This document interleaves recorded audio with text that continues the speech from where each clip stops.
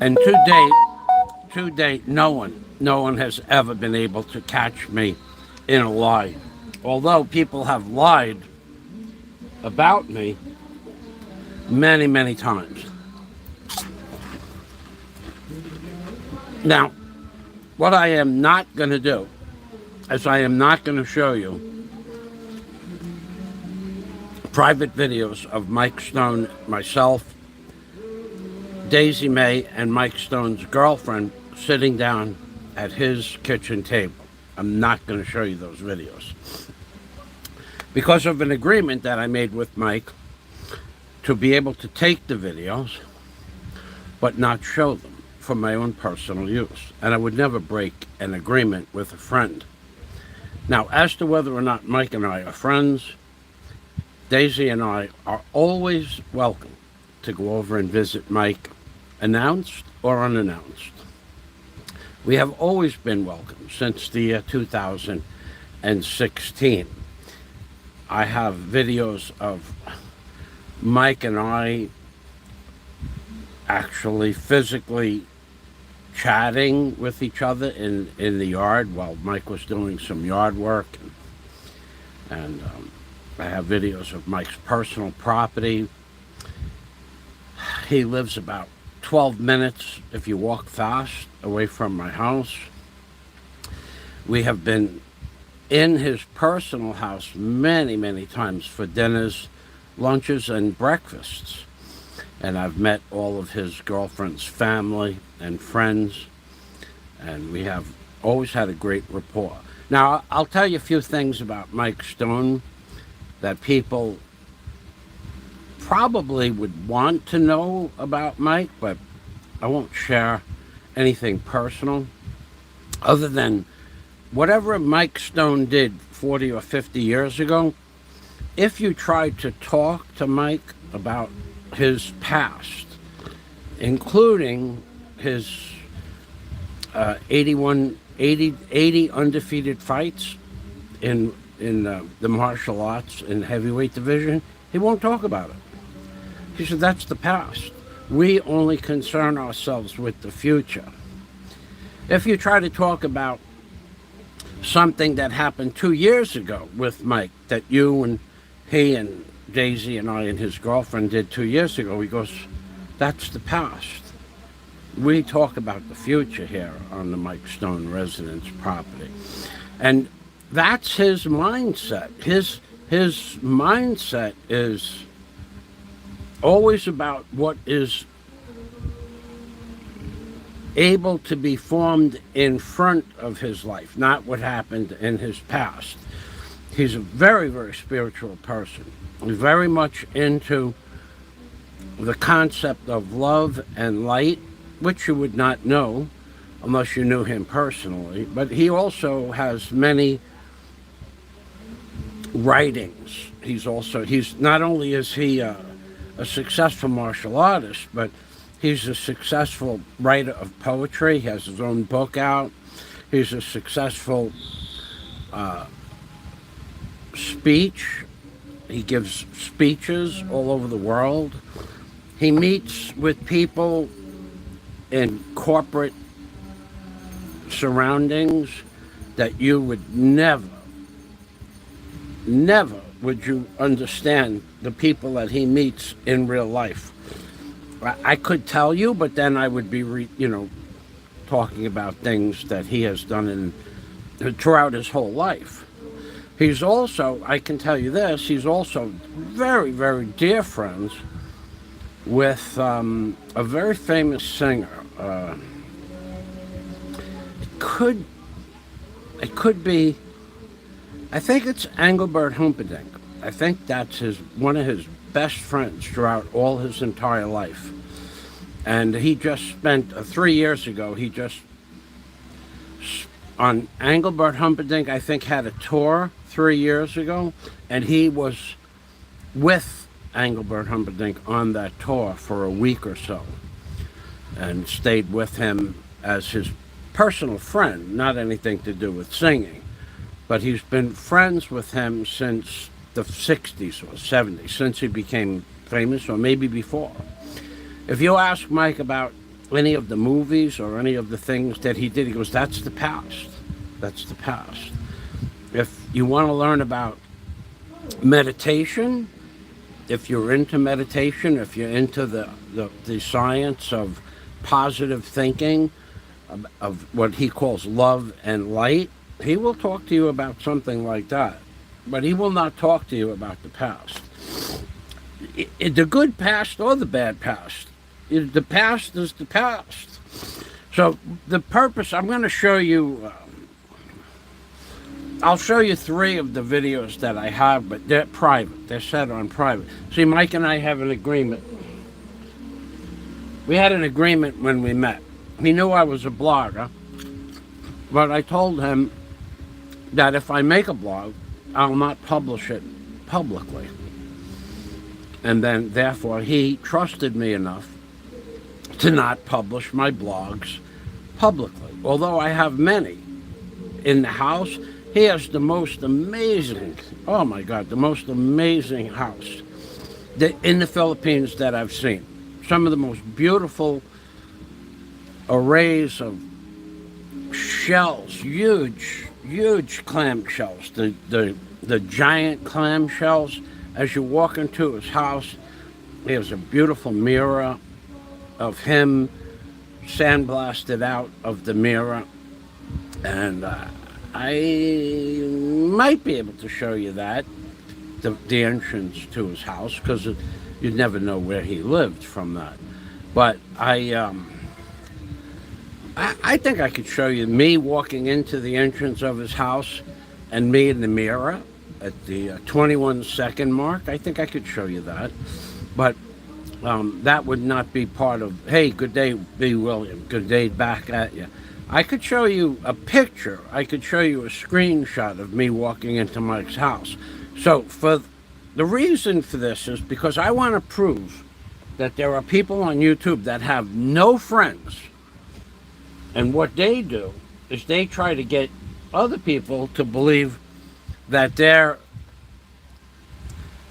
what they call their enemies, have no friends either. My friends are my good friends. Jack, I just got home Sunday. Daisy did get your phone number. I tried that number that you had given me a long time ago, and it doesn't even ring through. It just says this number's not available. So if you gave Daisy a different number, I'll get with that. I have a few things that I have to get done sometime today before 4 o'clock, so it won't be today. But I'm just catching up on my sleep from the Vietnam vacation, but I will get with you. Thanks for stopping by.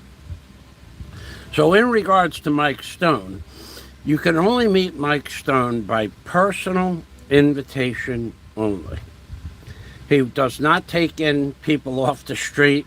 He certainly doesn't bring people into his house off the street. Daisy and I have had many private dinners with Mike, both in restaurants and in his house. He loves Daisy, and Mike and I have quite a bit of laughs. We have done some amazing things together as well, as friends, not regarding the martial arts, but just as friends.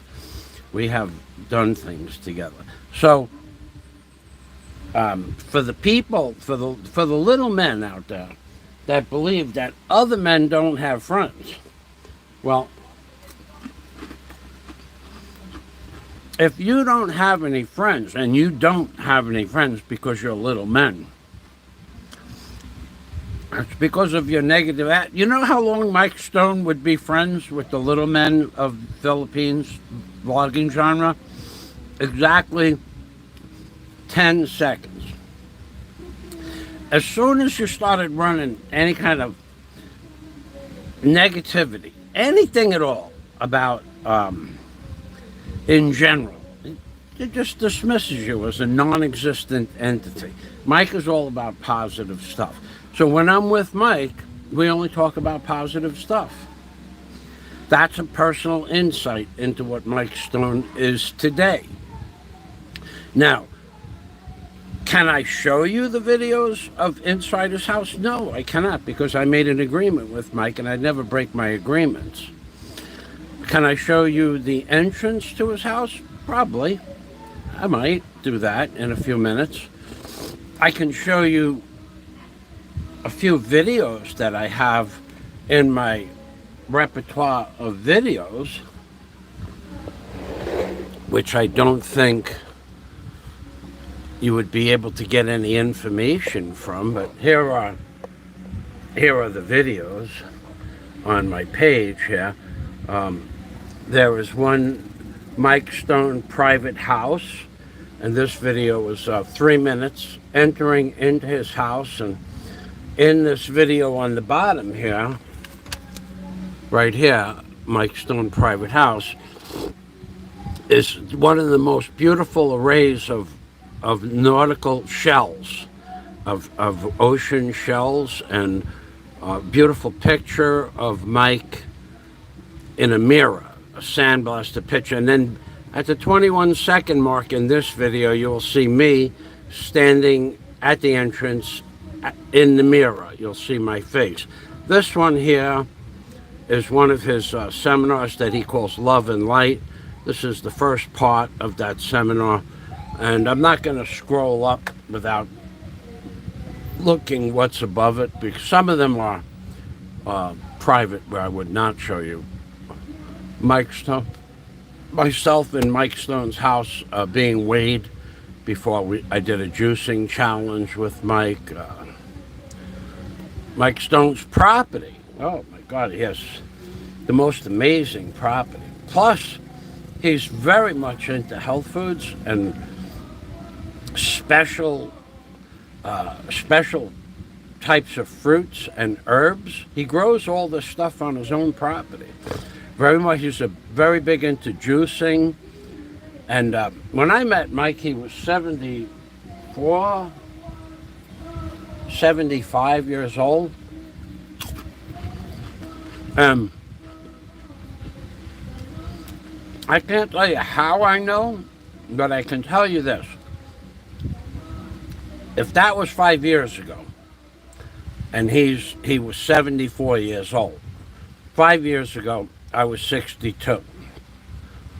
Mike was way stronger than me at the age of 75, even though he had 13 years on me, and at a much lighter weight. And I could do that, I could tell you that because we did things together that we had to move some stuff, and he just picks it up with one hand and hands it to you like that. And I would grab it in two hands, and I'd damn near fall down to the floor. That's how strong he is. He's a pretty cool dude when you get to know him. Now, I did once get permission to bring somebody else onto his property, but that took a while. But you only go onto Mike Stone's property by invitation only. So, as far as him being a health food person, not only is he a health food person, but he grows his own. He has a huge array of vegetables and fruits and special fruits on his property that if Daisy and I go by there, he gives us a bag and says, pick what you like. Some of the fruits are exotic fruits that only grow if you specially grow them in soil and fertilizers and stuff like that. He's a pretty cool botanist too as well. So let me take a look at that video of me walking into Mike Stone's front entrance to his house, which you will never see where the house is. The house is very, very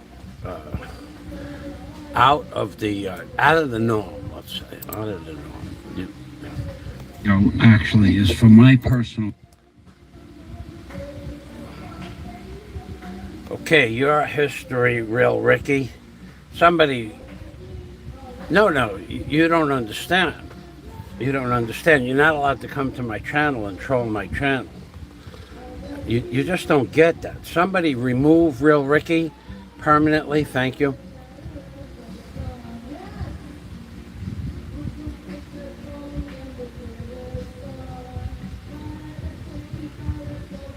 Okay, so there's nobody here to remove Real Ricky, so I'm gonna have to do it myself. So hold on a minute. Let me go to the. Let me go to my channel. I hate to do this, but you break up whenever you come on my channel. Secrets of the Dollar. Whenever you come on my channel and you interrupt me, you interrupt my train of thought, I block you permanently. You're not allowed to do that. I don't understand why you would want to even try, but you do. And Secrets of. oh, I don't have. I do. I'm on the wrong page, actually. I'll get to you, Real Ricky. You're going to be gone in a few minutes. I'll take the time to do that. So as far as me and Mike, we have been friends for now going on, I would say 6 years. I met Mike as soon as I got to the Philippines, and we've been friends ever since. Give me a moment. I wanted to show you a picture of me walking into Mike's house, but I also want to get rid of the trolls. So let's get rid of the trolls. Let's get rid of them. And let's see, Real Ricky. Real Ricky. Jack Thompson took care of that. Thanks, Jack. Yeah, lots of you. Well, I try to do. No, William B. To be honest, why the YouTubers do their blogs in the morning? It's because at 8 or 9 o'clock in the morning in the Philippines, it's 8 or 9 o'clock at night in America. That's why most bloggers do their blogs in the morning. Plus, the morning is, I think, a better time because you're more energetic. You have more energy in the morning. So it's not that they have no friends. It's that at 8 o'clock in the morning, it's 8 o'clock at night in New York City. It's 5 o'clock at night in California. So that's a good time to do blogs. Now, Jack, you're here. I'll let you know if anybody else needs to be fixed. So, let's see. Let's go back here. Now I got to go back. I'm going to have to switch back to my other channel. Now, the videos that I have of Mike and I and Daisy, they go back to 2016. This one that I'm going to show you walking into the entrance of his house is probably from around the year 2019, I would think. It was just before the lockdown. So let's go back down.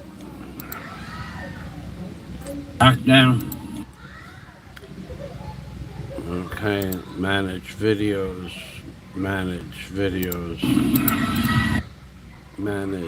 Why won't that show up there? Manage.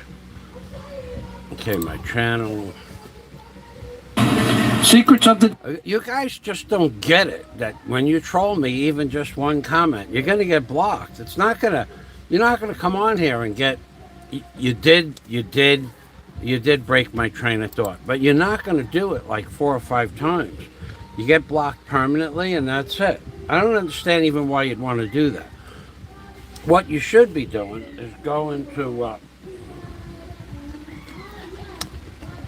people's channels that you know have lied to you, and you can troll their channel. But when has anybody ever caught me in a lie? I heard a lie, a pretty outrageous lie, that I didn't know Mike Stone. So, do I know Mike Stone? Yeah, it's not really that much of a big deal, really. He's another human being. Do I have other friends famous? Of course I do. Because people trust me, because I keep my word and I'm an honest human being. What the trolls should be doing is constantly going over to the people's pages that make up these stories. Whether or not you want to do that, or you find it pleasurable to do that, that's your prerogative. But don't come to my channel and troll my channel, because it's going to get you nowhere.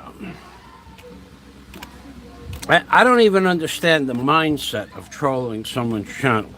In all the years that I've been on YouTube, and I've been on YouTube for now 12 years, almost 13 years, I don't think I've ever trolled anybody's channel. Like, maybe I would say I'll leave a comment with underneath my name with Michael Fazio or Hoodwinked by an Angel, but I've never gone to anybody else's channel and trolled them per actually se. Is for my personal use only.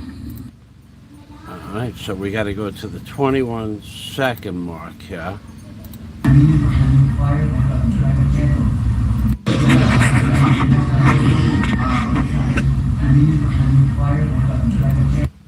Okay, now this I could flip around because from this, not a big deal. But this is the front entrance to Mike Stone's house. I could probably show you without the sound. 6 seconds of this. Let's see. Yeah, I could show you that. I'll show you 6 seconds of Michael Fazio and Mike Stone, but I will not show you the interior of his house. That's his inner sanctum. So, not that it matters. It's just something that I agreed. I don't even know that I'll show you this. I'm not real sure that I even want to show you this. I don't see any super chats, so I think I'll just pass on that. I'll just let the little men of YouTube wonder if in fact I really know Mike. I was gonna do it, but you see, what the little men of YouTube do is they set up a challenge. Challenge me as to whether or not I'm friends with Mike. I don't owe anybody an explanation, but for $100 in Super Chat, I'll show you 6 seconds of the entrance of his house. And if I don't see $100 in Super Chat, I won't show it to you. Makes no difference to me. Now I'll be declared an e-beggar. Okay, but I have content that nobody else in the world has. You people out there, you got this garbage out there that give people $100 in coffee money. And all they do is spend that coffee money on alcohol. But it is a show. They do put on a show. And it's your money, you do what you want with it. But yeah, I was going to show you the entrance to Mike's house, but now thinking about it, being that this content is one of a kind, there's probably only a few people in the world that have this content of the entrance to Mike Stone's house. I figure it's worth $100. Or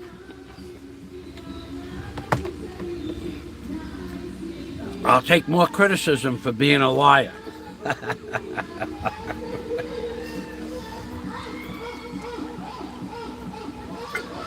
Yet the thumbnail for this video is myself, Mike Stone, and another very, very, very famous person in the world of industry. I won't mention his name or the family name. So how did I get into Mike Stone's inner circle of friends if I didn't know him? And that's in the thumbnail. It's not Photoshopped. It's not even a clear picture, because I took that picture with probably took it with a GoPro, going back, a GoPro Hero 4, maybe even a Hero 2, going back 6 years ago, and the lens looked, I think the lens was a little dirty. But anyway, that's, the truth is that I don't owe anybody any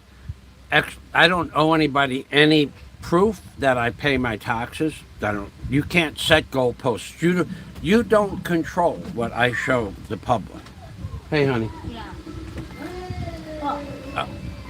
Well, you know what I wanted to ask you, Daisy? Come on over here. In your opinion, how many times do you think we had actual physical dinner in Mike's house? 10 times, I think. At least. Yes. And then how many times did we visit? Many times? No. Many times. Many times. Many times. So, and we're not going to mention his girlfriend's name, but Daisy has been with me since 2016, and that's, we did a lot of stuff with Mike. Stuff we have video of, but that we don't publish.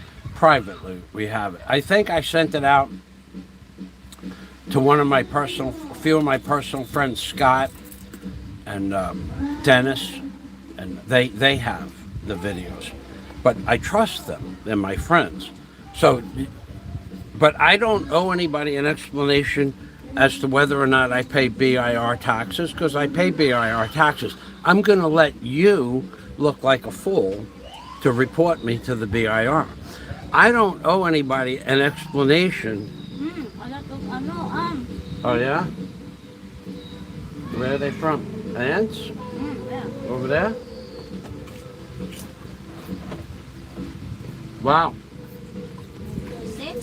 Let's throw that one, honey. Throw. Out. Wow. Well, they came good, yeah?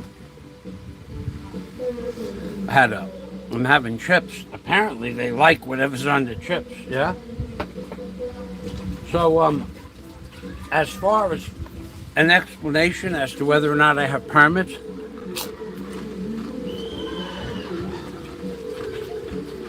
to build a 4-story hotel, and whether or not I'm going to do it, which I am, I don't owe you an explanation. I don't have to show you my paperwork. I already made an agreement. Anybody that wants to prove that I don't have permits, if you feel strong enough that I don't have permits to build a hotel, if you feel strong enough, oh yeah, that was what I should have used. I didn't think about that. If you feel strong enough that I don't have permits and plans to build a hotel, I will meet with you, and then you will put 10,000 US dollars on the table. And I will put 10,000 US dollars on the table. And then we will go with my plans and permits and prove they're real. And I will take your money.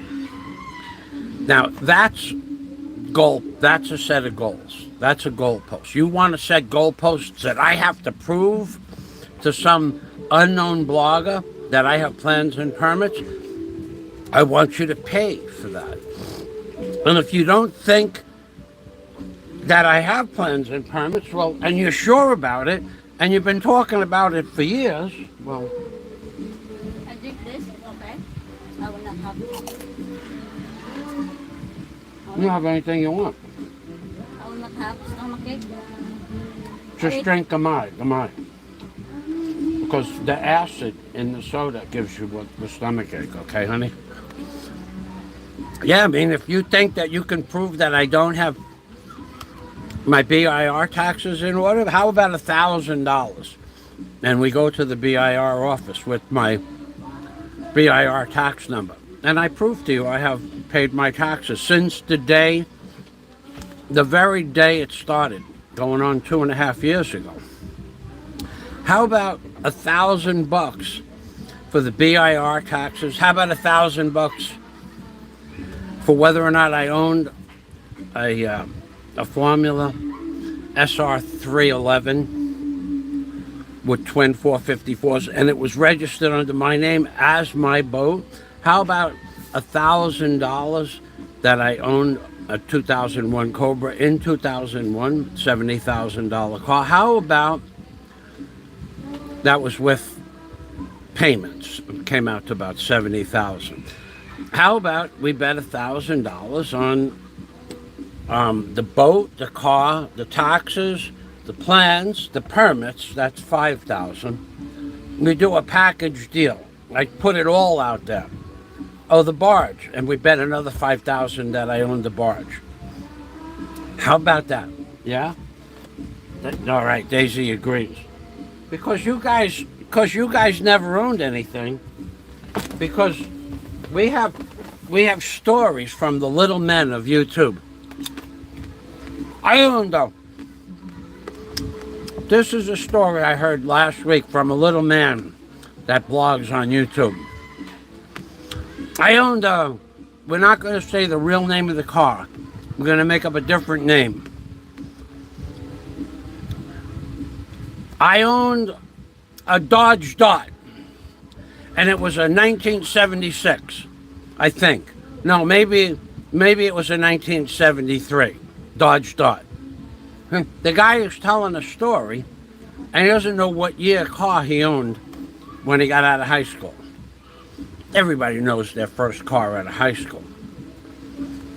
Well, the car that he actually mentioned was it came in high-performance models, but he didn't have a high-performance model car. It wasn't like an SS 350 twin 500 Harley carburetors or anything like that. It might have been a 4-barrel carburetor, but we don't know that for sure because he stood in front of the car in a picture from 40 years ago, 50 years ago, but he wasn't in the car. He didn't have the hood up. It was a picture of him standing in front of a car. Now, that's not proof, but registration for my SR311 Formula, that's proof that I owned the boat. Registration for the Cobra for 11 years is proof I owned the Cobra. The ownership of the barge, I have Coast Guard federal documentation that I owned the barge. I was the owner of the barge Dragon. So when you guys think that you're going to come onto my channel and set the goalposts, you're not going to do that. And if you want to set the goalposts, fine.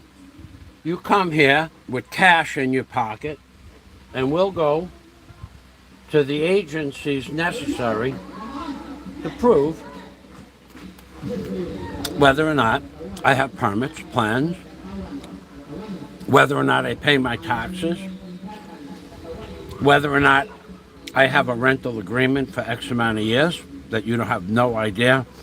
Oh, he can get, I cannot be thrown off the property. It's not possible. Even if I didn't pay my rent, I cannot be thrown off the property. I made up a contract for this property that's bulletproof, okay? Have I ever been late with the rent? Never. I was late one day once about 4 years ago because I went away for the day. I just didn't realize it was the rent day. But one day in 4 years, one day.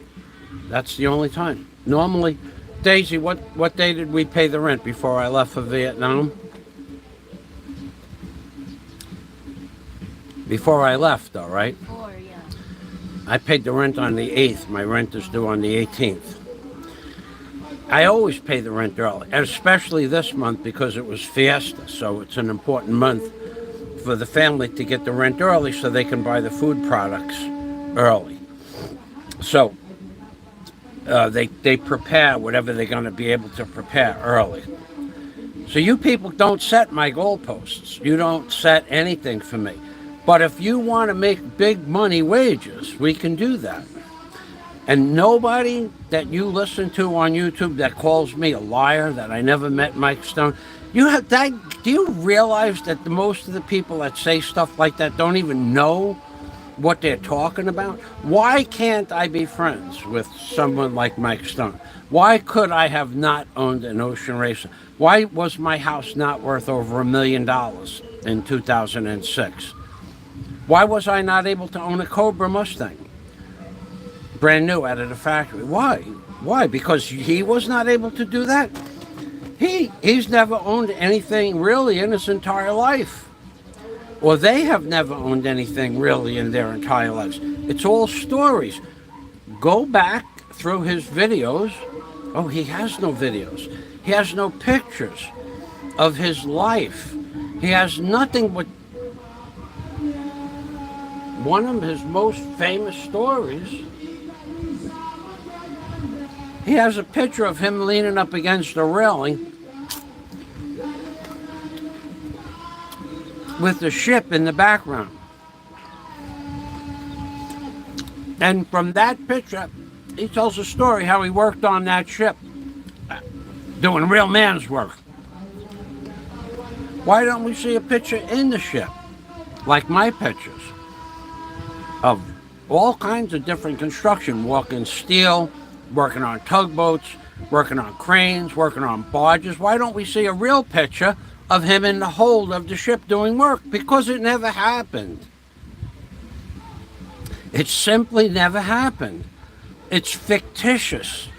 It's in his mind. Just like it's in his mind that I could not know or have never met Mike Stone. And there it is in the thumbnail. Mike Fazio, Mike Stone, and somebody even more famous than Mike Stone standing to the right of the two of us. Daisy just confirmed. You think I have Daisy May lie about something like that? Daisy just confirmed that we go there all the time. I don't understand what it is about you little people on YouTube that you can't get it through your small little minds that other people have the ability to have friends. So what I'm going to do is I'm going to go back. I have to switch the account again. I'm not going to show you Mike Stone's entrance. I'm not going to show you Mike and I doing things together. But for $10,000, I'll give you 6 seconds of video of me walking into Mike Stone's personal front entrance to his house for $10,000. That comes out to about $1,500 a second. Anything short of that ain't gonna happen. Or if you come here and you throw $10,000 down, I'll show you the registration fees, registration dockets, the registrations for my Formula Ocean Racer, for my Cobra Mustang, for my Barge Dragon, the Coast Guard documents that Mike Fazio owned Barge Dragon. For $10,000, I'll throw in taking you to the authorities. You know Mike Stone's mutual friend? What, honey? Mutual friends of Mike Stone. Mutual friends of Mike Stone. You and the guy from the municipality. Oh, yeah? Yeah, I'm probably not going to show that to them. Ah, yeah, Arthur. Yeah. Yeah, I'm not going to show them. They have to pay me. If you want to pay me $100, I'll show you this picture of our friendship. So, if you want to see, you pay. You pay for people's coffee when they go out and buy beer and alcohol. You pay for.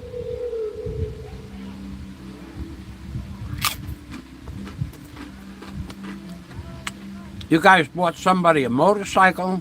Very generous of you. Or help them buy a motorcycle. You help them buy alcohol. You help everybody else out. Throw $100 on the screen there. Show me that you care. Show me a little love. Otherwise, you don't set the goalposts on my channel. And what I'm going to do now, I'm going to go to my channel, go to my comments, and I'm going to sign out.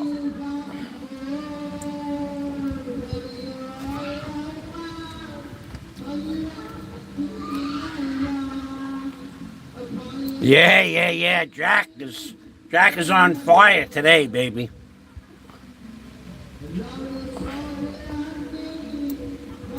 Jack is... Flywoods, thanks for stopping by. Thanks, buddy. I probably should call you up, Frank. I've been wanting to just say hello to you, but I just got back. As I sent in the email, I did respond to your email this morning. Okay. All right. Jack is, they're going to hate me when I send you a credit card limit. They will flip out. The creep has zero, I repeat, zero friends. There's a lot of people out there that have no friends.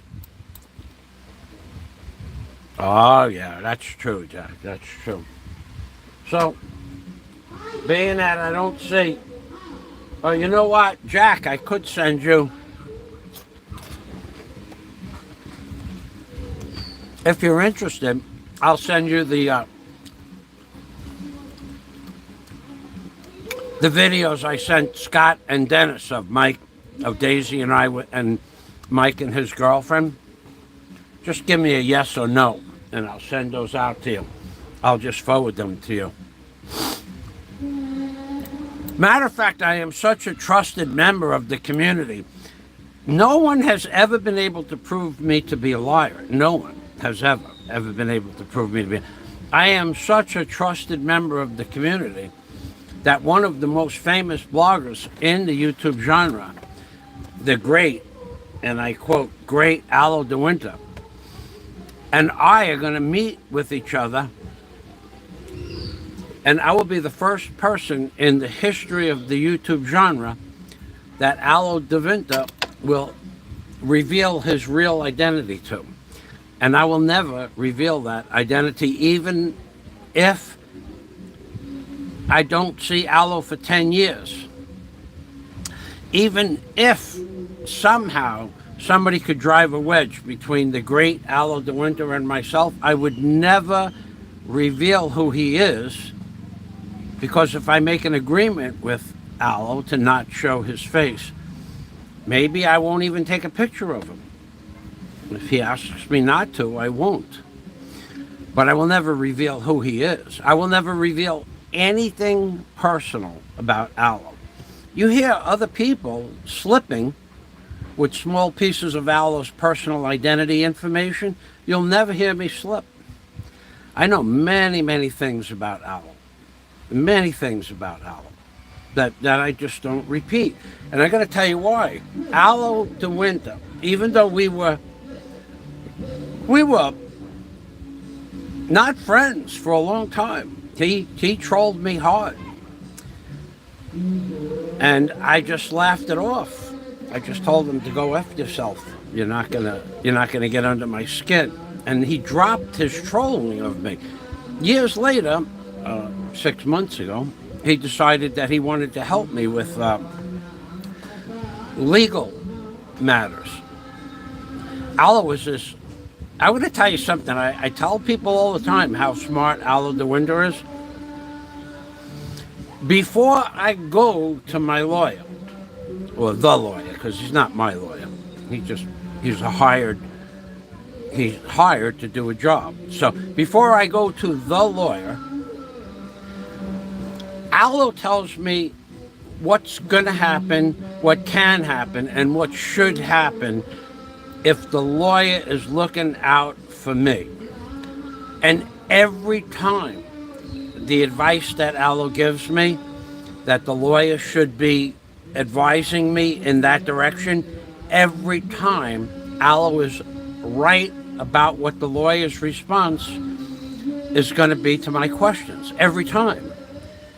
Now, there are people out there saying that my lawyer's secretary, never spoke with Aloe. Yes, indeed we did. Aloe and I and the lawyer's secretary spoke for 35 plus minutes. Okay? Now, why you don't believe that? Who cares what you believe? Why would I care what you believe to begin with? But why would Aloe not talk to my lawyer? Why would my lawyer's secretary not talk to Allo? Since day one, Allo's name has been mentioned to the lawyer and to the secretary. Since day one. Because the lawyer would ask me a question and I would say I have to speak with my friend who's going to advise me as to what I should do.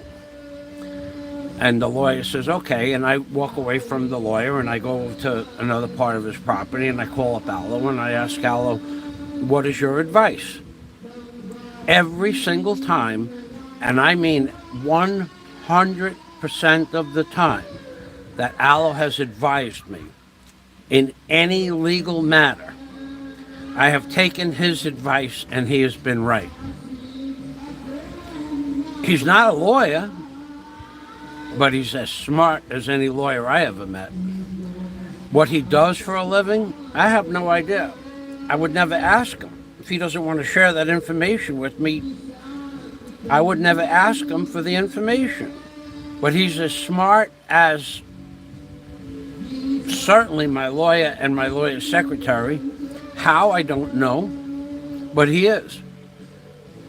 Now, do I care how he got that smart? No, I don't care how he got that smart. What I know is that every time I asked Allo for advice, he's given me the advice that the lawyer gave me minutes or days later. So, is Allo my true friend? Yes. Could Allo have betrayed me by now? Oh, yeah, he could have done that. But the honor that Allo bestows upon me as a friend, and his honor as a human being, and his mental acuity of legal matters is way beyond anything I could comprehend. I mean, talking to Allo is like having a lawyer. So, would Allo betray me? Absolutely not. Would I betray Allo? No, I would not betray Allo. Just like I didn't show you the entrance to Mike's house. I could have. That would be okay, the entrance to his house. But not videos of the inside of his house and not videos of Daisy and I with Mike and his girlfriend. That was an agreement I have with Mike. For as long as that agreement stands, then I won't break that agreement. But a picture of Mike and I have many pictures of Mike and I could share with you. Pictures, but not videos. And certainly not the things that we did as friends.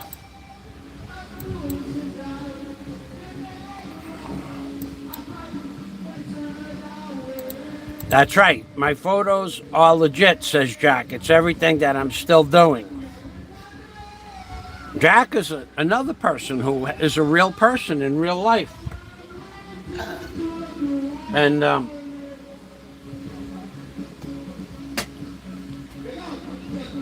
Jack has videos of his construction jobs. Jack runs huge construction jobs. Jack Thompson has a license that says he can build up to 3 or 4 stories and 60 rooms.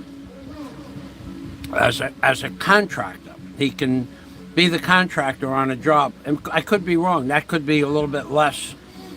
He could have a license that's a little bigger than that. But Jack Thompson builds entire buildings under his license. Hires electricians, plumbers, excavation contractors. Jack's a real man. Not that guy who doesn't remember what year car he had when he got out of high school. That's not a real man. Okay. Let's see, I'm going to check something. The Illuminati uploaded a video. You guys might want to check that out. So no one threw $100 up on the screen. No one gets to see me walk into Mike Stone's house.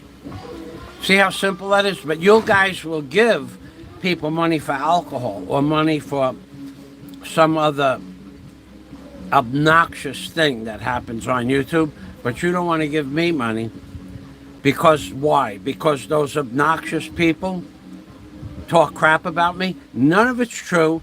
None of it's ever going to be proven to be true. And no one is ever going to catch me in a lie. So that means that there's a conspiracy, I tell you, a conspiracy amongst the people that are giving people that don't deserve money.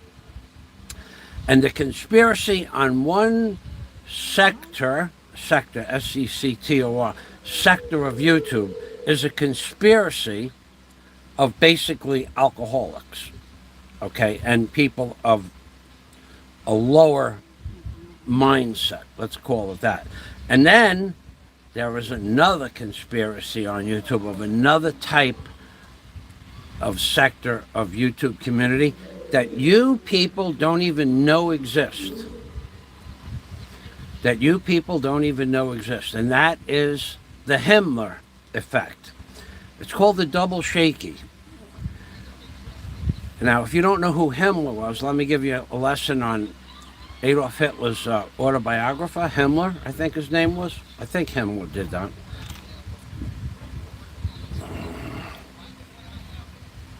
Who does not remember what car they had in high school? Everybody remembers that, Jack. Everybody.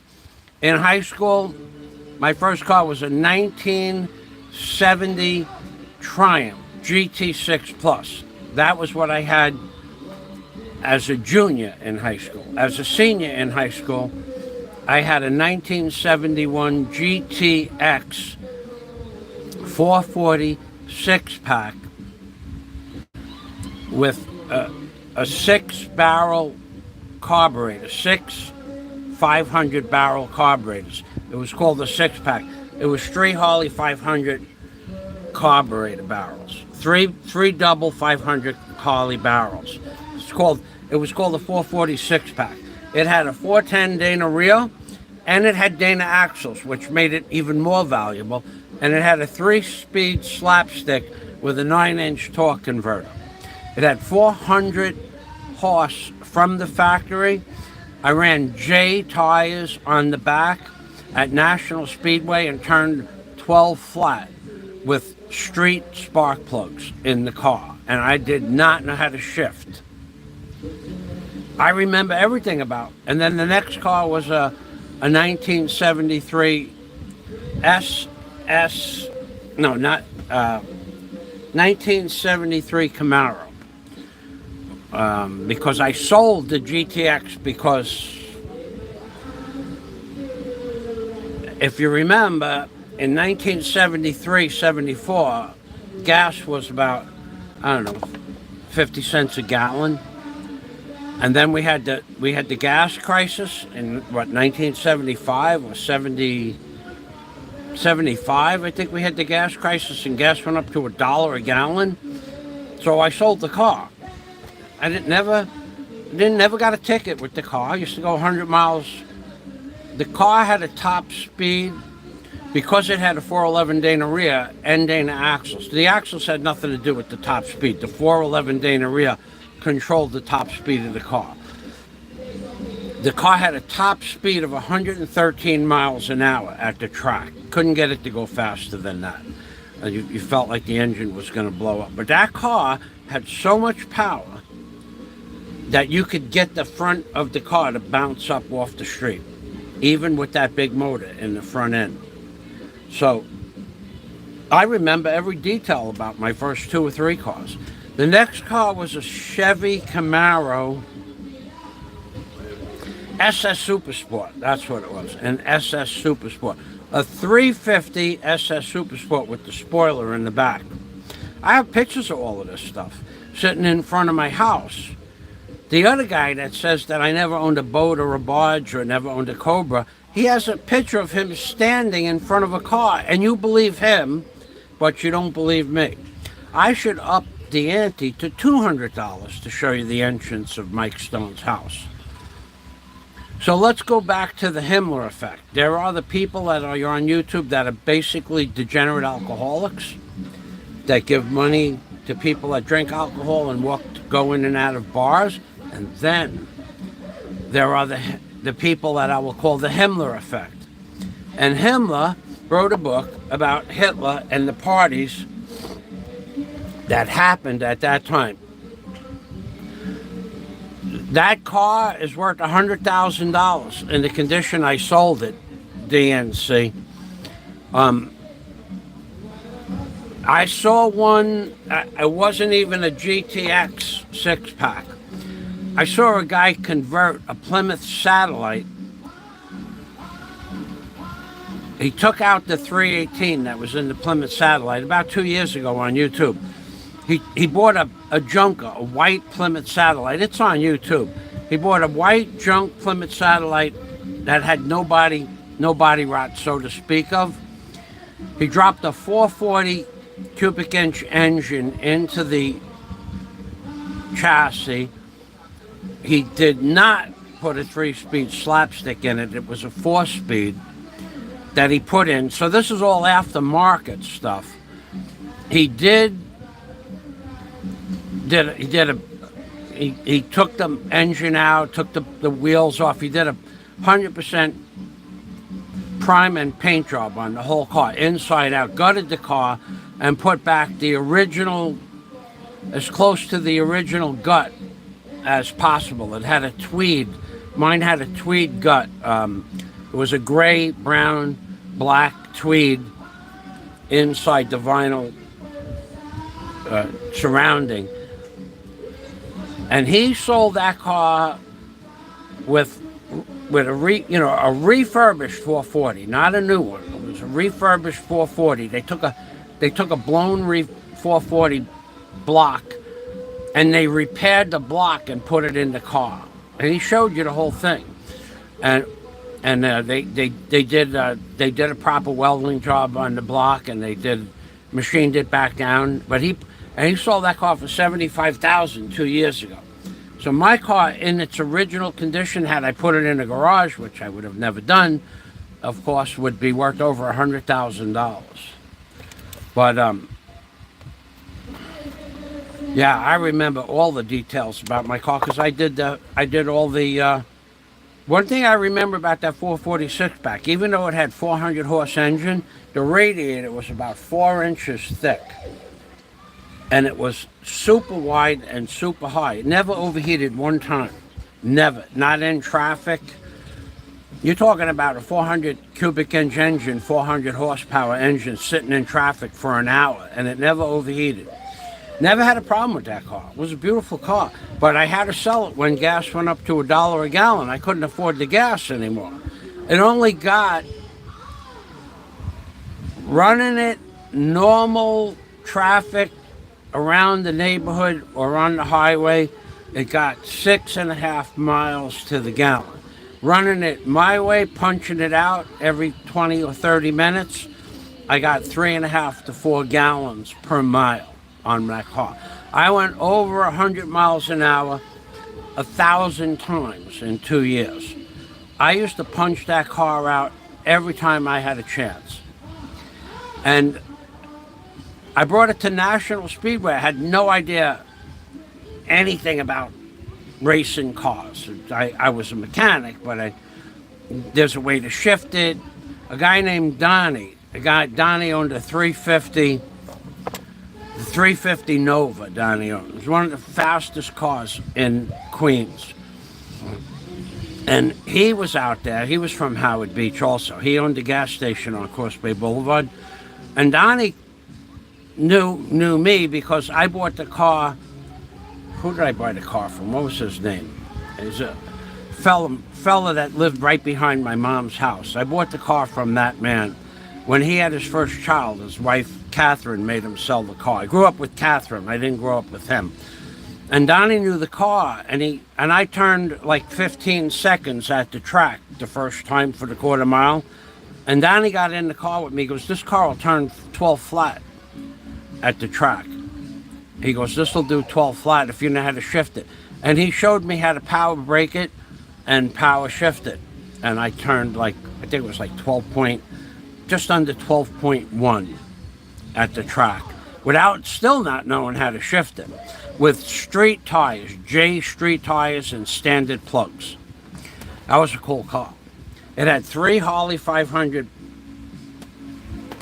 double barrel carburetors. You could fit a beer can inside the carburetor. In the carburetor, a beer can would fit, a regular 12-ounce Budweiser beer can. That was an amazing car.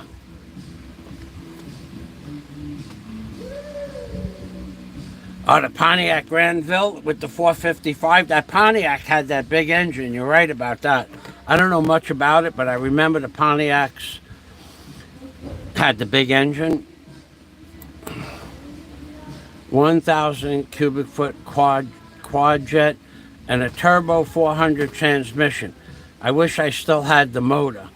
Trans and 5 miles to the gallon. There you go. We were right in there. Right in there.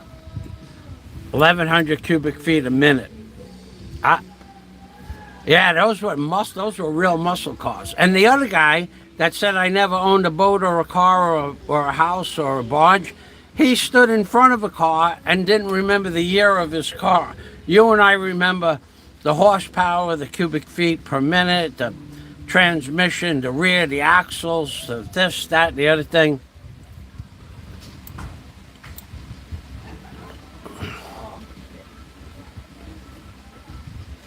Jack had a Volkswagen Bug with no floor, pans, soaked every girl on my way back to college. I had a Volkswagen for a period of time. I used to repair Volkswagens in high school. We had a Volkswagen repair shop in high school. Mr. Weinstein, he had a Volkswagen repair industry in high school. And I bought one of the Volkswagens. And Volkswagens came with 40 horsepower motors, and we would zoom them up to 60 to 70 horsepower, and even put a turbo on some of them for the people that we did work for. And then I had a Volkswagen when I lived in California in 1981. Oh shit. One of the people I lived with, Bruce and Sandy Austin, married a guy named Bruce. Bruce had a 1971 that Chevy car with the big Monte Carlo, 1971 Monte Carlo, and it was not good on gas. And Bruce didn't have another car to go back and forth to San Diego with.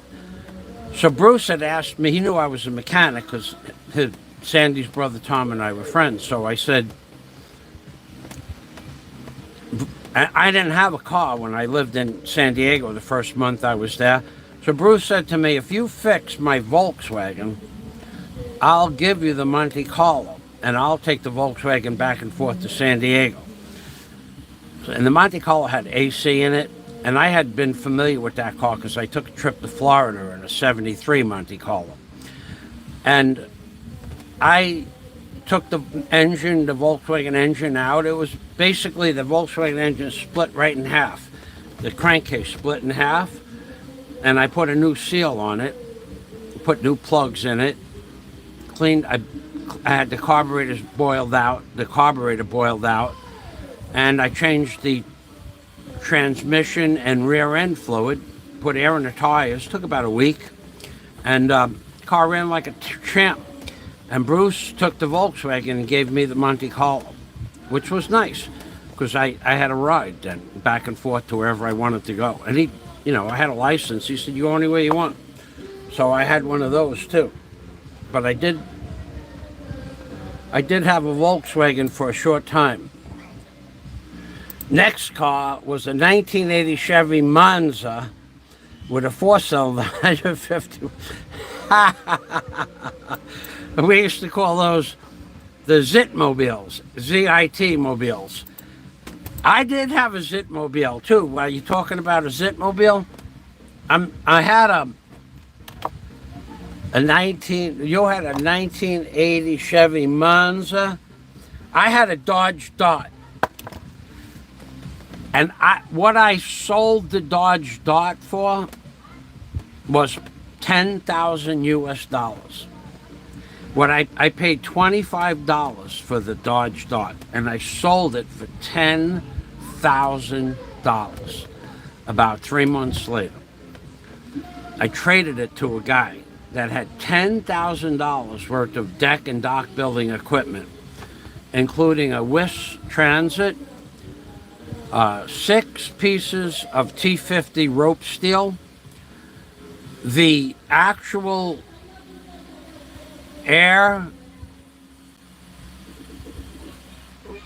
compressor drill for the rope steel that you put on a set of leads. I had leads on my barge. And he said, I will give you the Wiss Transit with a tripod and a Wild Transit with another tripod. I'll give you 6 pieces of rope steel. The drill, the air drill itself, and some other stuff that I needed to build docks and decks with, some bigger equipment. Not the leads, but slings, cable slings that were not so expensive, but I could use them. And I paid $25 for the Dodge Dart, and this guy collected weird stuff, but he didn't have a Dodge Dart, and he had all this dock building equipment, because when the jobs ended and you were a foreman on the dock builders jobs, you could take anything you wanted home, and he took all that stuff home from the dock building job. And the Wiss Transit was one that was used during the making of the Verrazano Bridge. And this was back in 1977, 78. I could tell you the name of the guy's house that I worked in, but you wouldn't believe who it was anyway. But they made a movie about him. So yeah, I had a Dodge Dart. That was a Zitmobile. And people would say to me, what are you riding around that piece of crap for? I'm going, well, I had taken my 1977 Buick station wagon for a ride to White Plains to pick up special lumber, Condon's Lumber Supply, to build a staircase in that guy from who they made movies about. And on the way there, I was not going to make it there, so I was going over 100 miles an hour, and I blew something, started blowing smoke. By the time I came back, it was blowing so much smoke you couldn't even drive behind me on the highway. And the guy owned a junkyard, a car used and stolen an auto parts junkyard. And when I pulled into the thing, he goes, just throw the lumber in the back of my pickup truck and put the car in the back, we'll crush it. I said, I need a car to go home. He gave me $25, and he registered this Dodge Dart over through his paperwork from his auto parts store. And I owned the Dodge Dart for about 2 or 3 months. It was pretty cool. It was a Dodge Dart. We call it the Zitmobile, like your Monza. It was a piece of junk, but it was a change. I don't know what year the Dodge Dart was, probably a 63. And he wanted one of those cars. He wanted that car. Apparently his grandmother. It had the buttons on the left side of the steering wheel, where you push the buttons to change the transmission, I think it was. Pretty sure that was the car. Yeah, the cars.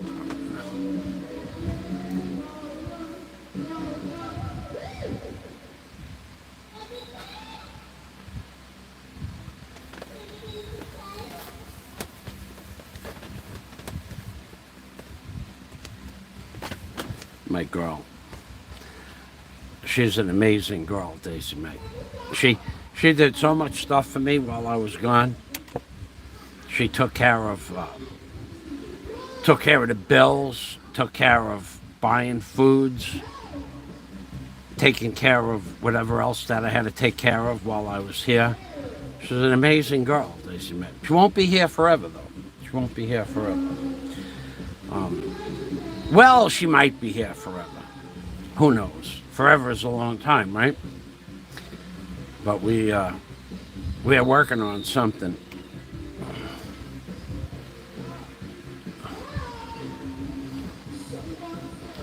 Hey, Mike, I still have a ZF Ford Pinto. It's a Ford Pinto. That's a piece of crap.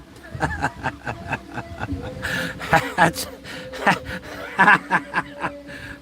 I've gone to a Dodge Dart. I might ride around in a Monza, but a Ford Pinto, I remember those cars had the gas tank in the back that when you got hit from the rear, the gas tanks blew up. I remember the Ford Pintos.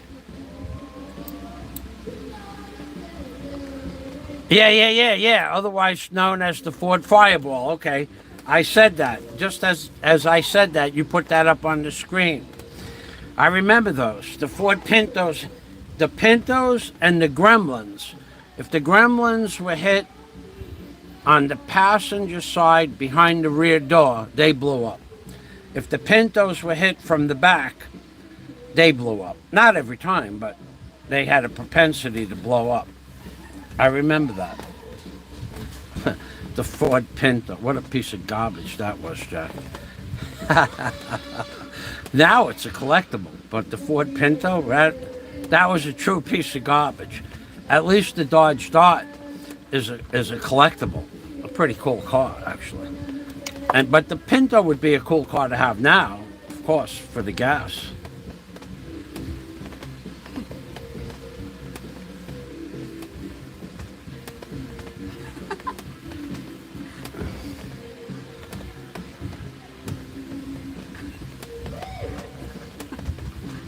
You're so cute. You know that? You're so cute. She's such a happy girl. She's always happy. She even is happy after she yells at me. I go to put the covers on her at night. Because Daisy gets cold with just the fan on her. And I like to have the fan blowing on me at night. I like it for the cool air, because it's really hot here at night. And I put the covers on her last night, and she goes like that, like that with her hands. She doesn't remember that she does it. And then I go, Daisy, I'm putting covers on you. And okay. And she gives me a hug.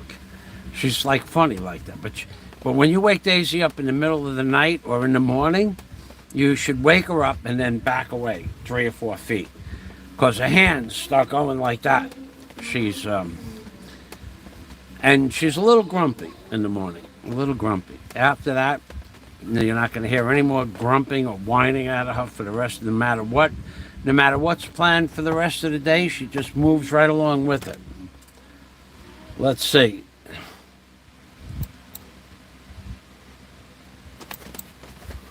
Got to have moving air, says DNC. I like to have the air moving over me too.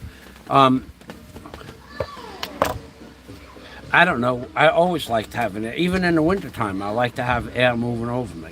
Because I do. So, a lot of people do. A lot of people like to have the moving air. Daisy's doing planks now. Planks, okay? But she doesn't just do planks with her arms down. She picks one arm up and goes like this. And then puts her arm down again, like this. And then she takes the other arm up and touches her shoulder, puts it down. And then she takes the other arm and goes back. And she does that 100 times. 50 with each arm. 50. 50 times. She holds her hands down and then picks up her arm and goes like that. And then picks up her other arm and goes 50 times. She's doing it now. But I'm not going to show it to you. But she stands on 1 foot. 1 foot. She picks her leg up in front of her and stands on 1 foot for 30 minutes without tipping over. That's how strong she is. Yeah? Remember? I have a good balance. What's that, honey? I have a good balance. She has a good balance, she says. She has an amazing balance. I have a video somewhere of her standing on 1 foot without putting a foot down for 30 minutes. On the beach we did that, on the boat, remember? 30 minutes. Imagine standing on 1 foot with your other foot up in front of you for 30 minutes. Unbelievable. She's unbelievably strong. Unbelievably strong. Just an amazingly strong human being.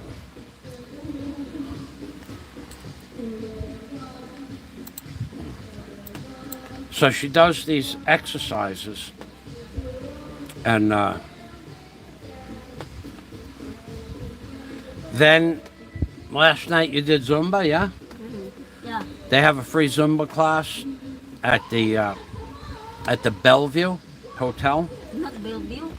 next to the Bellevue, Yeah. a few doors away. Well, but they don't know where the next. I don't know the name. Do you know the name of the place where they have it? Modella, I think. Modella, yeah, Modella. It's like a discotheque nightclub, the bar, the restaurant, right where you ate.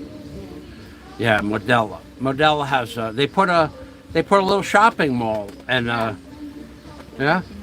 they have a 7-Eleven there, yeah. I think they have a 7-Eleven too, yeah. They put a little mall in right down the block, about half a mile from us. It's very nice. And Daisy goes there, and while I was away, what dinner did you have there? The pinakbet vegetable and the noodles. Noodles and what vegetable? Pinakbet. Peanut? Pinakbet. Peanut bet. Peanut Like a bet. shrimp paste. It has a shrimp paste. Shrimp base? A shrimp base. She likes that. And she worries about her figure. She's got like 3% body fat. And she worries about her figure.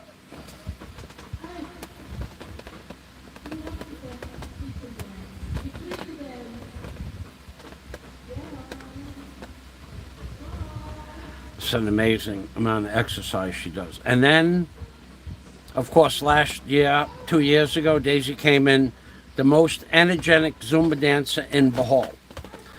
They had like place 1, 2, 3, but then they gave prizes for the most energetic. She won the prize for the most energetic Zumba dancer of whatever, 100 or 200 people that took place at the ICM Mall, Daisy? City Hall. Where? At the City Hall. At the City Hall. I wasn't there. I was in New York. That was 3 years ago when I was in New York, yeah? Yeah. Oh, yeah. Oh, yeah. I was in New York 3 years ago. Oh, yeah. I should talk about me not being an overstayer. I should talk about that. I was not an overstayer. I did apply for an extension on my visa, a motion of consideration, because I did that because I did not want to get vaccinated. I did not want to get vaccinated. And I thought with the new president, they would waive the vaccination to leave and enter into the country. It was talked about. It was not promised. So, but when the new president did not waive it, then I got my vaccination, which I still don't like the idea that I did that, but you don't have a choice anymore about getting vaccinated. People that want to come to the Philippines got to be vaccinated, right? Of course, you miss your family, you miss your... It's no choice. No choice anymore. So if you're a foreigner and you're not vaccinated and you leave the Philippines, you can't come back into the Philippines. You just need to have swab test. What, honey? PCR test. Right, you have to have what is called a PCR test. Well, the PCR test is to check if you have COVID. Now, the PCR test is for COVID, honey. Ah, yeah? Yeah, but if you have your first and your second shot, and you don't have a booster, then you have to get a PCR test to get back into the Philippines. But you have to be vaccinated, period, to get into the Philippines. You cannot come back into the Philippines. And I was in Vietnam, and I had my 2 vaccinations, but I didn't have the booster. And that's when I took the PCR test and failed. I tested positive. They said it was COVID, but I don't know what it was. But I was sick. I was sick. So sick I could barely, when I got on the plane feeling like a champ, and when I got off the plane I could barely walk through the corridor to the terminal. That's how bad I had to stop and just rest. That's how sick I was. So I was sick when I took my PCR test. So you can no longer enter the Philippines unless you're fully vaccinated. 2 shots. 1 shot? No. You have to get a trace, T-R-A-Z-E, which is like a trace of everywhere you've ever been. You have to flash that from your phone. You need to have a 1 health pass to get into the Philippines, but not leave the Philippines. So the stuff you need to leave the Philippines is different from the stuff you need to get back into the Philippines. In order to get into Vietnam, you need to have an entry-exit visa. In order to leave Vietnam, you need an exit visa, which happens to be the same thing as the entry-exit visa, but it doesn't say it in capital letters on top. You have to argue with the people and show them the small print that this is an entry-exit visa application. You, Michael Fazio, have been approved for entry-exit into Vietnam. But on the top of the page, where are my papers, honey? Behind you. Oh, no. I don't know. Where did you put it? They're in my backpack. It's okay. Don't worry about it. I'll show it to you another time. Anyway, it says it in one place, it's an entry-exit visa. In another place, it says it's an exit visa or an entry visa. Either way, when I got to the counter to leave Vietnam, I showed them my ticket. She said, "Do you have a 1 health pass?" And I said, "No." And the girl at the Vietnam counter, she came out from behind the counter and she helped. There was another girl helping already, and she helped me. The 2 girls helped everybody with the 1 health pass. They can do it in about 3-4 minutes. If I had to do it, I don't know that I'd ever fill out the pass. I don't know that I'd be able to do that because there's questions about the airline that you're using, about the flight number. This asks you for port of entry, port of exit, your passport number, which is, you should remember that anyway. But it asks you for your trace pass number. It asks you for a lot of information. And so she leaves you with filling out nothing but your name, your email address, your phone number, and your foreign street address, and your trace pass. But you need a lot of stuff to get out of Vietnam. So when I had an entry-exit visa, I'm not sure if it doesn't say entry-exit visa on the paper itself, the paper that I have, but when you get the application online and you fill it out, it says entry-exit visa. I think that's what it was. So online, it says this is your entry-exit visa, entry and exit. But on the paper, it just says it's your entry visa. So when you hand the paper to the woman at the counter, she asks you, "No, this is an entry visa, sir. You need an exit visa." And I'm going, "But it says entry-exit visa on the paper." "No, sir. I think what it was, it says entry-exit visa on your online application. So you have to have your online application, which is just to go to their website and you open up that page." So when I said, "Ma'am, I know it says entry-exit somewhere," and I looked on my entry-exit visa application acceptance page online, and online it says entry-exit visa. So she goes, "This is no good, so you'll have to print this out." So I said, "Well, where should I print it out?" And she said, "Well, you'll have to go, to another part of the terminal and print it out." So when I went, I said, "Okay, just tell me where." And she told me where to get it printed out. And there was a man behind her, a man manager, which I don't think it would have made a difference. Managers are managers because they have the knowledge.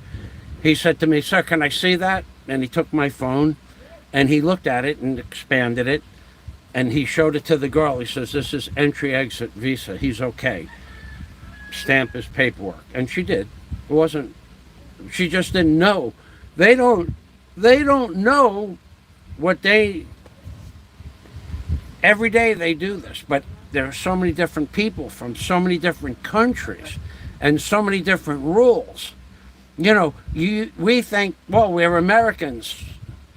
Yeah, there was American, there was a lady from India that I had spoken with in the terminal for about 2 hours before.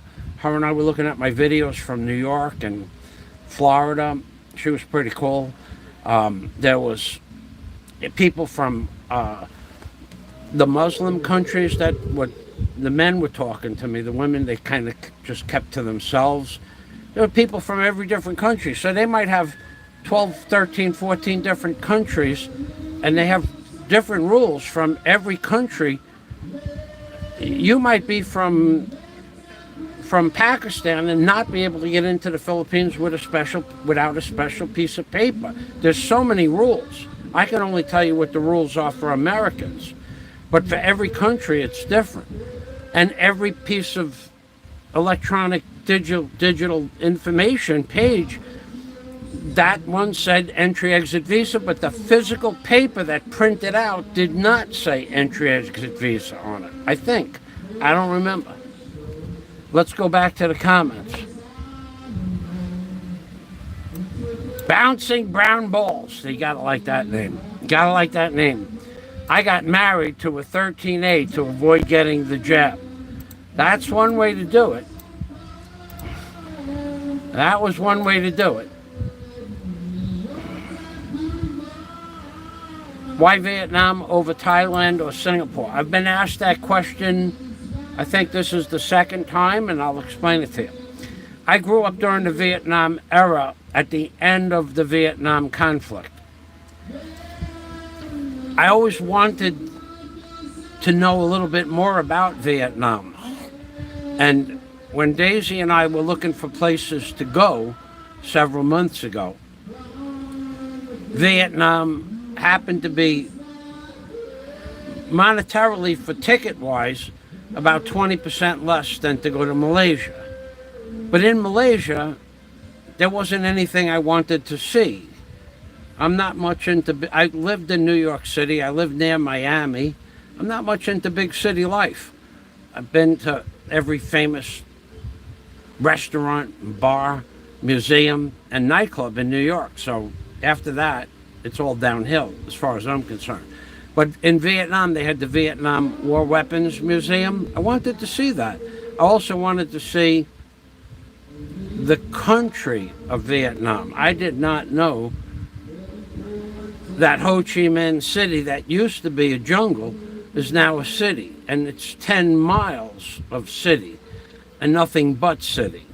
There's nothing, what used to be countryside, rivers and foliage and mountains and ranges and forests and jungles, is now Saigon, Ho Chi Minh City itself, proper. There's no more jungles. For 10 square miles, you won't see anything but buildings. I didn't know that.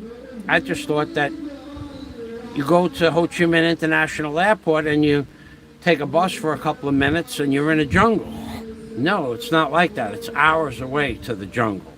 And then you could go to the Mekong Delta, which I learned after I got to Vietnam from Scott Del Fuego, but I was sick. I was so sick I could barely walk 100 feet. And then when I tested positive for COVID, I was quarantined to the hotel for a while until I felt a little better. It's self-quarantine. And then I didn't get to go to the Mekong Delta because the 2 days I had time to go to the Mekong Delta for a 12-hour trip there and back, a trail walk and a paddle boat, a paddle canoe on the Mekong Delta. It was not much of a, you just got to go. That doesn't interest me that much. To go on a power boat, yeah, that would have interested me, but it was like a 2-day trip. And it was very expensive. You sleep overnight and you go someplace on a boat, but it would have been worth it. But I was so sick I didn't think I could last 12 hours walking around. So I didn't do that, but I did go to the Pon Pot's War Weapons Museum and the American War Weapons Museum, which is something I wanted to see when Daisy and I were looking where I should go. I thought that would have been cool. And it was a little depressing, but it was interesting to see and read and view the visual movies and stuff that I did watch. I didn't watch them all. You know what? To be honest with you, bouncing brown balls, to watch all of the video cinematics or whatever movies on Vietnam, very depressing. Very depressing. Very, very much so. Very, what the hell were we doing there? That's what you come away with. You're not going to come away with, this was a wonderful thing. No, you're not going to come away with that. I don't care who you are. But I wanted to see the museum, and I got to see that. And then that Pon Pot's War Museum, with the weapons that we used to fight Pon Pot from 75 to 79, that was an accident that I was, when I was at the hotel, I would simply just leave the hotel and head off in a direction. And whatever direction I headed off into, I'd walk an hour and a half one way, and then I'd walk back. Same way, but on the opposite side of the street. And there wasn't anything to see. For an hour and a half, you walk in one direction, and the only thing to see was a lot of coffee shops, a lot of food stores. Occasionally, you'd see a store that sold shoes, but no sneakers. There wasn't much to see in Ho Chi Minh City proper, but I didn't know that. And what I wanted to go see was the American War Weapons Museum. That I went to see. So 20% less money for airfare, and something that I wanted to see in Vietnam, nothing I wanted to see in Malaysia, and 20% more for airfare. It wasn't anything that I wanted, and I was only going to be there. My original plan was to go to Vietnam, see the museum, and be back 2 days later. It would have been a 3-day, I would have been awake in Vietnam for 3 days. Didn't turn out like that because I got COVID and I got quarantined, or I got sick and I got quarantined. So that's why. It was simply financial reason, number one, a personal interest as to what Vietnam was like and the people, and the airfare prices. I had nothing else that I wanted to do there. And Thailand,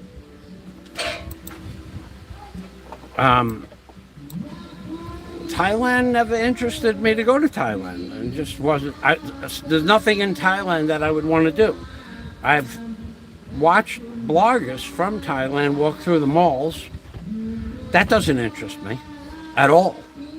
Walking through malls. I will walk through a mall, of course, to do something or to get something to eat, but walking through a mall, no.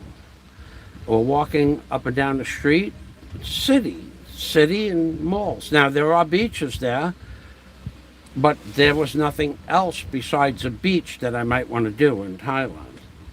And the other question was Singapore. I know nothing about Singapore. Never read 10 seconds worth of stuff about Singapore.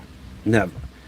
It was never even crossed my mind to go to Singapore. Never. Singapore is a word to me. It means nothing. And also there was a category of stuff I would have done in Vietnam. It said that there are some great beaches to go diving. Well, I was sick when I got there. I was so sick I couldn't walk 100 feet. So diving was out. Walking the Mekong Delta Trail was out. 3 days I slept. The first 3 days I got there, I just slept 15, 16 hours a day. And then after the third day, I still couldn't walk more than 1,000 feet without taking a break. I was really sick.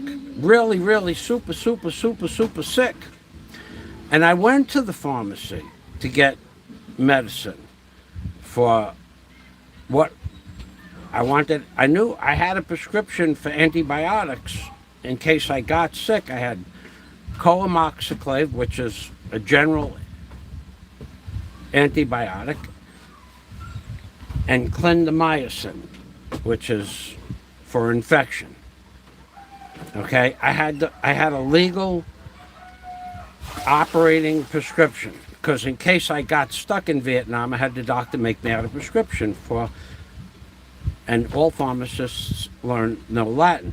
So there were 2 pharmacies within 3 miles of my house that I walked to, and neither one of them had the prescription to fill out.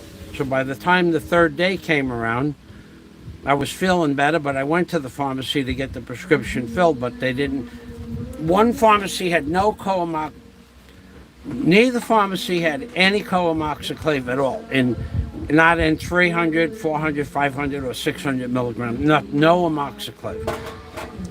Neither one of the 2 pharmacies had. What was the name of that stuff that you brought here, honey? Dinosaur. No pharmacies had Idazorb for the wound on my leg, but I had my own Idazorb supply with me. What was the name of that in the pill, Daisy? She brought some kind of antibiotic with her from her island. They give it to her. And only one pharmacy had 7 clindamycin pills, and one pharmacy had 10 clindamycin pills. And I'm supposed to take clindamycin 4 times a day. So I had to stretch out. I had 12 pills, and then I got 18 more pills or 17 more pills, so I stretched them out 2 pills a day, which was okay. And actually the wound healed up quite a bit in Vietnam because I wasn't eating all that crap that I have here in the Philippines. Plus the water there is better water. There's something in the water here that makes my wounds not heal up so fast. That answer your question, Bouncing Brown Balls? What a cool name. Okay. Anyway, getting married for a 13A visa, that's a little bit rash. Although, I don't know that I'd want to get married for just that reason alone. I would get married if I'd met somebody that I wanted to marry and wanted to marry me, but at this time, Daisy! Come in here for a minute, honey. We'll find out right now, yeah? Come on over here for a minute. There's a guy on here. His name is Bouncing Brown Balls. And he got married to a girl, so he didn't have to get vaccinated. I don't know how that stops you from getting vaccinated. You can't come in and out of the country if you're not vaccinated. You still have to be, you don't have to leave the country. Okay. So he didn't have to leave the country because he got married. So you could have saved me all the trouble of going to Vietnam and coming back if you would have just married me before I left. What? So, see, now you understand? We both look at marriage as like, yeah, that's for somebody else, yeah? Better that they get married than me and you get married? You want to get married, honey? Come on, show me that face again. Show me that face. Look, give it. Give it.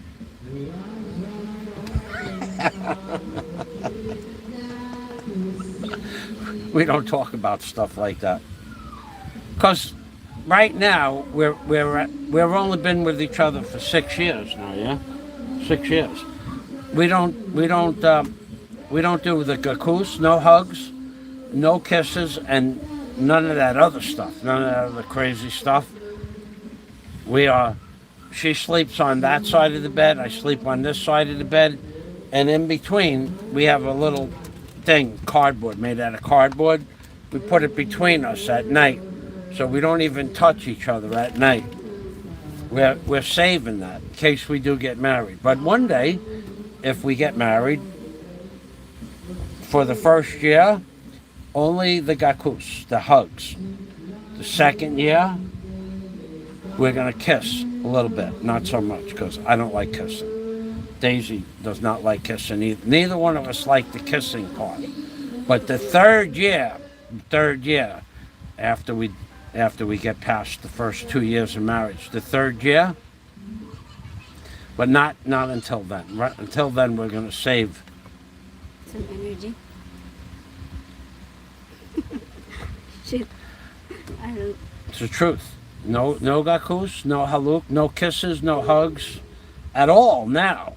Not until we get married. Only after we get married will the hugs for the first year, the second year the kisses, and the third year, then the third year. But so that's just how we both agree on that. Unless you want to get married.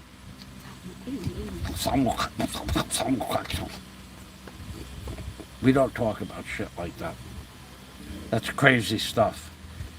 Daisy is very down-to-earth lady. She's a good person. I love Daisy so much. She's such a good girl. You have no idea what a great girl she is. She's fun to be with. We laugh all day long about everything. We laugh about so many stupid little things. The things that used to bother us. Like when I put the covers on her at night and she starts screaming and yelling at me.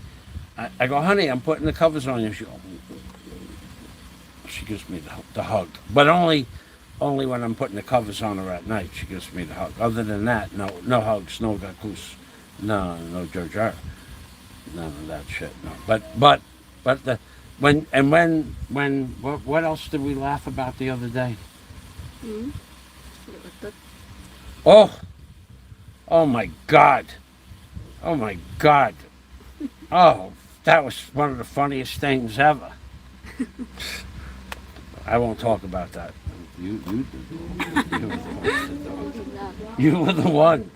It was you. I got a Yeah. Let's see. We're gonna. I have a white teeth in the screen. In person, I don't have. You have a what? White teeth. White teeth. In real life, you have a white teeth. White? Yeah, white. Not English. Puti. No. Ah,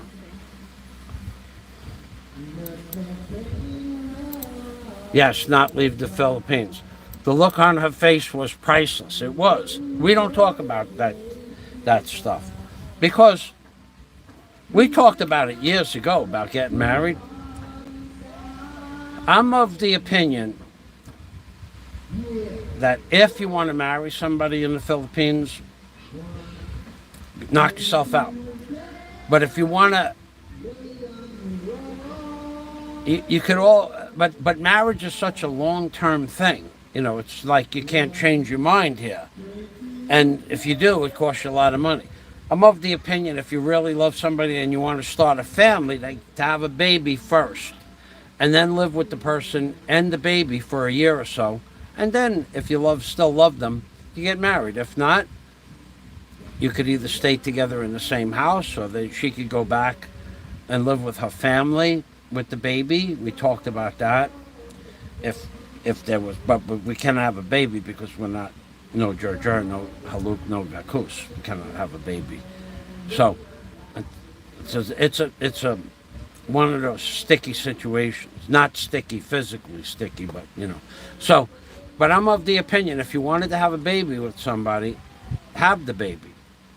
And then if you still love them a year later or 2 years later, then you get married. You don't get married so that you can have a baby. Not in my opinion. It's too much of a permanent, and it's a burden for both parties to be married. And then it causes. I always found that I've never been married, but I always found that the soon as you get into a relationship, that marriage stuff, it gets sticky with rules and regulations and this. I don't want to have any rules, and I don't want to impose any rules on Daisy May. I don't do that. She's when she goes to the Zumba, she goes to the Zumba. I don't ask her what time she's coming back. I don't ask her who she was with. I don't care about any of that stuff. Do I ever ask you any personal questions when you go somewhere? No, you don't. Never. Because I trust Daisy. She goes, I'm going to the mall. I says, okay, there's my wallet over here. Right here's my wallet. Take what you need. Yeah, and then That's it. Just take what you need. I don't even ask her what she takes. I don't care. Do I ever ask you about money? No. Because I leave my wallet there so she doesn't have to wake me up if she has to go do something. I'm not gonna pay. She's not gonna, she's never, ever, ever, ever took any money from me. But she'll take the money out of the wallet, and when she comes back, she brings me back the change. You know, well, she puts the change in her wallet. We have no restrictions at all with that stuff. If the wallet's on the table, you take what you need. If it's not on the table, then you ask me and I get it for you. You take what you need. But I don't put money restrictions on Daisy. So anyway, that's my story, and I'm sticking to it.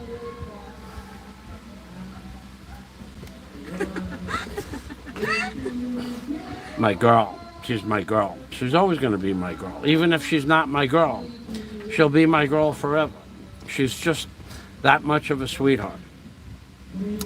Now, we're going to... No Zumba tonight, yeah? Tomorrow again.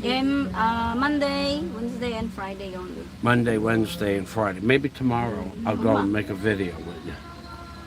Okay. And if there's a really nice girl there, Yeah.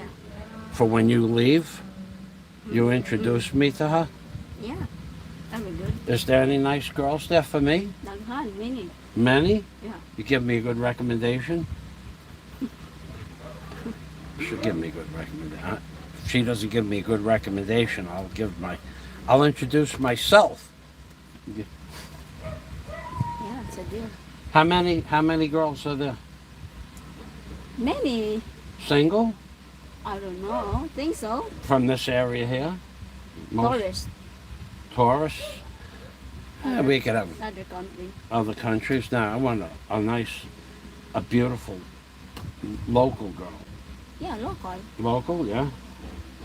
You hook me up? If you want, you can go. I can go. If they watch me do Zumba, we'll have a whole trail of Zumba dancers all the way back. It'll look like ants following me back from the hotel. I'm a good Zumba dancer, yeah? Yeah. I taught Daisy most of her Zumba moves. I'm a really good dancer. Yeah, you're my Zumba instructor. I'm a Zumba HUD Zumba instructor. I Zumba instruct Daisy. Yep, no bakako, no lie. Gotta go. So this is Michael Fazio and This man. in the Philippines, baby, saying Amping Permi, which of course means take care always. Bye-bye for now. Hope you enjoyed the show. Remember to hit the thumbs up, like, and subscribe. I'm desperate for views. I don't care if you people push the thumbs down and never come back. I'm not like that. I'm very easy like that. I don't care if you come, you don't come. I don't care about that. Hey, have a nice day, everybody. From the Philippines, baby. Bye-bye for now.